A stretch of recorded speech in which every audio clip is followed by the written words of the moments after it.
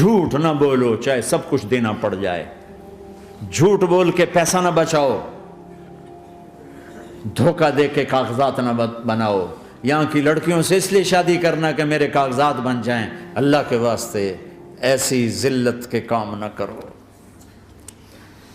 میرے نبی نے فرمایا جس نے دھوکہ دیا میری امت سے نکل گیا۔ نماز چھوڑنے پر کہا اس نے کفر کیا، جس نے نماز چھوڑی کفر کیا، اور جس نے دھوکہ دیا میری امت سے نکل گیا۔ من غش فلیس منا، جھوٹ نہ بولو، دھوکہ نہ دو، سب کچھ چلا جائے جانے دو، سچ کا ساتھ نہ، سچ کا ساتھ۔ ابن خراش رحمت اللہ علیہ کے بارے میں مشہور تھا، زندگی بھر کبھی جھوٹ نہیں بولا۔ حجاج کا زمانہ، ان کے 2 بیٹے حجاج کے خلاف جنگ میں شریک ہو گئے، پھر ان کو شکست ہوگی، وہ بھاگ گئے، پھر چھپتے چھپاتے گھر پہنچ گئے۔ سی آئی ڈی نے بتایا کہ وہ گھر آ گئے، تو حجاج نے کہا آج ابن خراش کا امتحان لوں گا۔ ان کو بلا لیا، کہنے لگا ابن خراش اور تیرے 2 بیٹے ہمارے خلاف جنگ میں شریک ہوئے تھے، وہ پہ بھاگ گئے تھے، ان کی کوئی خبر ہے کہاں ہیں؟ تو انہوں نے مسکرا کر فرمایا کہ حجاج زندگی موت تو اللہ کے ہاتھ میں، گھر آ چکے ہیں، گھر میں ہیں، ابھی وہیں چھوڑ کے آیا ہوں۔ تو حجاج نے کہا تیرے سچ پر تیرے بیٹے تجھے ہدیہ کرتا ہوں، اگر تو جھوٹ بولتا تیرا سر بھی اڑا دیتا، تیرے بچوں کا سر بھی اڑا دیتا، تیرے سچ پہ تجھے تیرے بیٹے تحفہ دیتا۔ مسلمان جھوٹ نہیں بولتا۔ چند پاؤنڈ کی خاطر تم کاغذات میں ہیرا پھیری کرو، ڈرو اس دن سے جس دن اللہ کے سامنے کھڑا ہونا ہے۔ یہاں کے پیپر بنانے کے لیے یہاں کی لڑکیوں کو دھوکہ دو، ڈرو اس دن سے جس دن اللہ کے سامنے کھڑے ہونا ہوگا۔ عیسیٰ علیہ السلام کا تانا اگر گلا آ گیا نبی کو تو کدھر جاؤ گے؟ سچ کے ساتھی بنو، سچ کے ساتھی بنو، سچ کے ساتھی بنو۔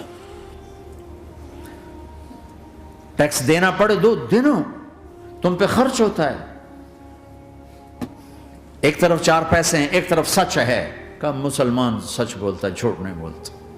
ایک دفعہ سہارنپور میں جھگڑا ہو گیا، ایک جگہ تھی ہندوؤں کی، مسلمانوں نے قبضہ کیا ہوا تھا، تو ہندوؤں نے کیس کر دیا، انگریز کا زمانہ تھا، عدالت میں۔ وہ مسجد بنانا چاہتے تھے، ہندو مندر بنانا چاہتے تھے، تو دونوں طرف بات تپی ہوئی، تو آخر وہ جج نے کہا بھائی کوئی ایسا آدمی ہے، ہندوؤں سے کہا، جو گواہی دے دے تو اس کی گواہی تم قبول کر لو گے؟ اور مسلمانوں سے بھی پوچھا، تو ہندوؤں نے کہا جی ہاں، مفتی مظفر حسین صاحب اگر گواہی دے دیں کہ زمین مسلمانوں کی ہے تو ہم دے دیں گے۔ تو مسلمان بڑے خوش ہو گئے، مفتی مظفر تو آخر مسلمان ہے تو ہمارے حق میں گواہی دے گا، تھا ان کا قبضہ ناجائز۔ تو جب وہ عدالت میں تشریف لائے، مسلمان بڑے اطمینان کا، ہن جناب ساڑھے حق کے فیصلہ ہونا ہے، چونکہ آج کل صرف سچ کو کون دیکھتا ہے۔ تو انگریز جج نے پوچھا ہاں جی مفتی صاحب آپ کیا کہتے ہیں؟ فرمانے لگے دیکھو جج صاحب، یہ زمین ہندوؤں کی ہے اور مسلمانوں نے قبضہ کیا ہوا ہے۔ تو مسلمانوں نے گالیاں نکالنی شروع، وہ یہودیوں والا بن گیا ہے نا، گالیاں نکالنی شروع کر دی۔ تو انگریز جج نے کہا آج مسلمان ہار گئے اور اسلام جیت گیا، آج مسلمان ہار گئے اور اسلام جیت گیا۔ اپنی ہار مان کے اسلام کو جتاتا، سچ بول کے اسلام کو جتاتا۔ جھوٹ کے ساتھی نہ بنو، سچ کے ساتھی بنو۔ جھوٹ کے کاغذ بنا کر کوئی بینیفٹ حاصل نہ کرو۔ میں نیوزی لینڈ گیا، میں حیران ہو گیا، 1 ہفتہ میں رہا، ڈپریشن کا شکار رہا کہ مجھے بتایا گیا کہ پورے نیوزی لینڈ میں ایک آدمی جھوٹ نہیں بولتا سوائے پاکستانیوں کے، بنگالیوں کے اور انڈین۔ جو بنگالی، جو پاکستانی، جو انڈین پہنچے یہ جھوٹ بولتے ہیں، ہیرا پھیری کرتے ہیں، ان میں ایک آدمی جھوٹ نہیں بولتا۔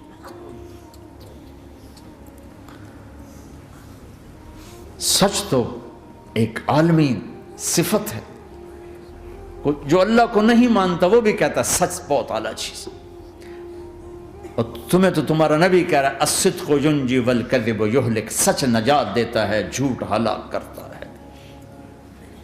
آپ تشریف لے جا رہے تھے، آپ کو آواز ہے یا رسول اللہ، تو آپ نے ادھر ادھر دیکھا، کوئی نظر نہیں آیا. پھر آواز آئی یا رسول اللہ. پھر آپ نے دیکھا تو ایک ہرنی آپ کو پکار رہی تھی. ہرنی وہ بندھی ہوئی رسی کے ساتھ. تو آپ اس کے قریب گئے، کیا ہوا؟ کہیں آپ کا ساتھی مجھے پکڑ کے لایا ہے، میرے چھوٹے چھوٹے بچے ہیں، بھوک سے وہ تڑپ رہے ہوں گے، آپ مجھے چھوڑ دیں، میں ان کو دودھ پلا کے واپس آ جاتا ہوں. اب وہ پرائی چیز ہے. تو آپ نے کہا اگر تو واپس نہ آئی تو پھر؟ کہ اگر میں واپس نہ آئی تو اللہ مجھے آگ میں ڈال دے، جہنم. تو آپ نے اس کی رسی کھول دی اور خود وہیں بیٹھ گئے. وہ دوڑتے دوڑتے پہاڑوں میں غائب ہو گئے اور آپ وہیں بیٹھے رہے. کچھ دیر کے بعد آپ نے دیکھا وہ پہاڑ سے اتر کر آ رہی تھی کہ یا رسول اللہ میں حاضر ہو گئی. تو آپ نے اس کو رسی سے باندھ کے وہیں کھڑا کر دیا اور خود وہیں بیٹھ گئے. تھوڑی دیر ہوئی تو وہ آ گئے شکاری جو انہیں شکار کیا تھا. تو آپ نے کہا، ان کا نام کوئی نہیں موجود. تو آپ نے کہا میرے بھائی میری ایک درخواست ہے، آپ پوری کریں گے؟ کہ یا رسول اللہ کیوں نہیں؟ کہ یہ ہرنی مجھے ہدیہ کر دو. کہ یا رسول اللہ سب کچھ آپ کا ہے. کہ بس مجھے ہرنی چاہیے. کہ آپ لے لیں.